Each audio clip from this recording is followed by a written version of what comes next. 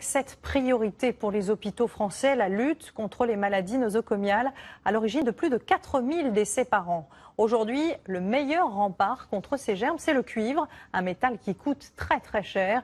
Des chercheurs ont donc mis au point une résine qui pourrait venir couvrir toutes les surfaces sensibles. Reportage à Montpellier où l'on est en train de la tester avec Jérôme Garot et Maxime Rousseau. Ouvrez l'œil. Petite révolution à peine visible dans cette clinique. Un indice, la couleur noire des équipements.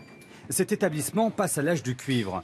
Poignées, verrous, rampes, tout disparaît sous un revêtement à base de ce métal. Une défense supplémentaire contre les germes. C'est la première fois qu'un établissement sera totalement équipé avec ce dispositif qui permet de réduire considérablement le taux de bactéries et d'infections au niveau des parties publiques. Pour comprendre, un peu de physique. Le cuivre perce la membrane des bactéries. Pour elles, c'est une mort assurée après quelques dizaines de minutes seulement. La nouveauté, la voici. Un mélange de résine et de poudre de cuivre teinte en noir. Une peinture antibactérienne mise au point par une entreprise française et utilisée par des professionnels. Donc là, on a vu la préparation du composite et maintenant, vous le voyez monter sur le pistolet de projection. Il devient possible de peindre des objets souvent saturés de bactéries.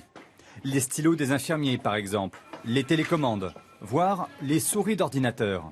Plus pratique, moins cher que le cuivre massif. 180 000 € pour peindre une clinique de 200 lits.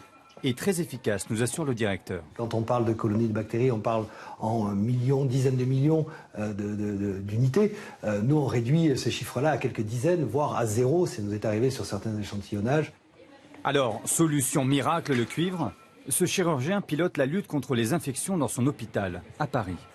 Ce n'est pas une arme absolue contre toutes les bactéries, mais certaines bactéries qui ont plus de mal à se multiplier et à rester vivantes à la surface du cuivre. C'est un petit plus, mais ça n'empêche pas qu'il faut continuer à se laver les mains. Germes et bactéries sont responsables des maladies nosocomiales. Chaque année, en France, ces infections causent la mort de plus de 4000 personnes. C'est un peu ce week-end